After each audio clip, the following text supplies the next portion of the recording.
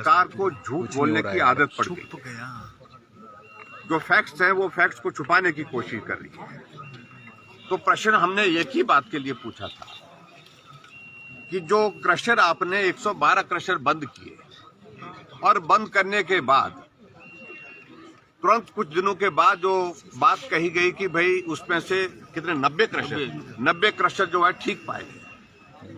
जब ठीक पाए गए तो बंद क्यों किए गए?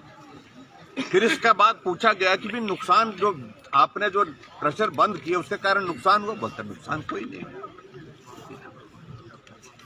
प्रश्न पूछा गया कि कोई आदमी इसमें जो है जो हजारों की संख्या में जो मजदूर वहां पर काम करते हैं वो बेरोजगार नहीं हुए?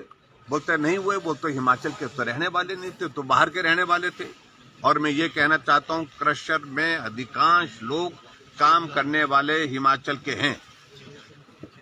और सबसे बड़ी बात, हैरानी की बात तो ये, जब मुख्यमंत्री जी जवाब देने के लिए खड़े हुए, जो मूल प्रश्न था उनके उस प्रश्न से हट करके अपनी कहानी पढ़ने लग पड़े। सही बात यह है कि बिना सोचे समझे कांग्रेस पार्टी को पिछले 1 साल से एक जुनून सवार हुआ है कि बंद करो, ये भी बंद करो, वो भी बंद करो। और हिमाचल प्रदेश में भारी बारिश के कारण 12,000 से ज्यादा घर तबाह हुए हैं और हजारों की संख्या में घर ऐसे हैं जिनको रिपेयर करने की जरूरत है। रेत बजरा मिलना बंद हो गया और बंद होने की वजह से 4 गुना उसकी कीमत बढ़ गई।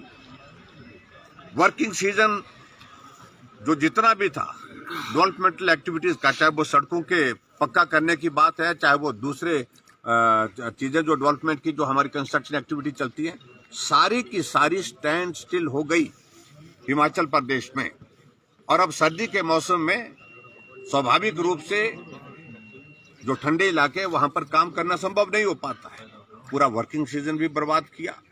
जिन लोगों के घर चले गए थे वो एक बोरू जो है वो रेते बजरे का खरीदने की हिम्मत नहीं जुटा पा रहे थे क्योंकि इतना महंगा हो गया और अवेलेबल नहीं था। तो ऐसे में जिस प्रकार से तर्क देने की कोशिश कर रहे हैं मुख्यमंत्री जी कि नुकसान नहीं हुआ और हम सारी जो है फॉर्मेलिटीज, हम तो कानून के मुताबिक चलेंगे, कानून के मुताबिक चलिए, कौन मना कर रहा है। लेकिन जिस प्रकार से ये क्रशर बंद किए गए और उसके बाद क्रशर वालों को बुला करके यही पूछा जा रहा है कि खोला जाए कि नहीं खोला जाए। और इस बात के पीछे कई चीजें निकल रही हैं और सही मायने में ये बहुत बड़ा घोटाला अपने आप में होगा ये हिमाचल प्रदेश में। और ये हमारा आरोप है सरकार के ऊपर, जिस प्रकार से काम को रोक करके दोबारा से उनको शुरू करने के लिए जो बहुत सारी औपचारिकताओं के दौर में से गुजर करके सारी चीजों को तंग किया जा रहा है, उन लोगों को तंग किया जा रहा है, मैं समझता हूँ बिल्कुल भी वो उचित नहीं है। दूसरी बात मैं ये भी कहना चाह रहा हूँ, मैं क्या जहां क्रशर मेरे विधानसभा क्षेत्र में तो एक भी क्रशर नहीं है, एक भी नहीं है। अगर क्रशर ही नुकसान का, इनके ही एक मंत्री ने कहा और एक बार नहीं कई बार उन्होंने कहा कि क्रशर एकमात्र कारण नहीं है। इंडस्ट्री मिनिस्टर बोलते हैं कि क्रशर के कारण बाढ़ आई, नुकसान हुआ, और दूसरे मंत्री कह रहे हैं, पीडब्ल्यूडी मंत्री कह रहे हैं कि बाढ़ के कारण जो क्रशर के कारण नुकसान नहीं हुआ है, क्रशर जल्दी खुलने चाहिए, इससे नुकसान प्रदेश का हो रहा है।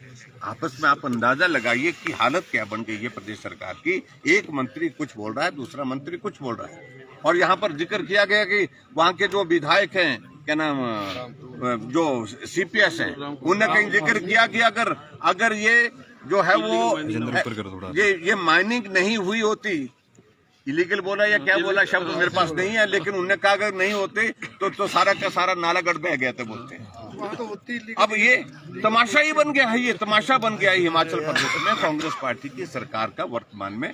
इसलिए हम कह रहे हैं मंत्री कुछ कह रहा है, मुख्यमंत्री कुछ कह रहे हैं कि कम से कम आप जवाब एक जैसा तो दो और जवाब वो दीजिए जिसके पीछे हकीकत है, सच्चाई है।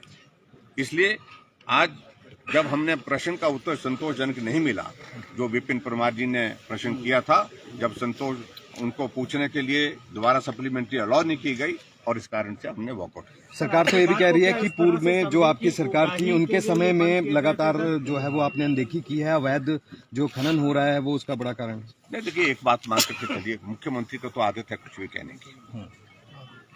और उनको ये एहसास ही नहीं हो पा रहा कि वो मुख्यमंत्री है, जो कहना है वो फैक्ट्स पर कहना चाहिए और जो जिसमें सच्चाई हो।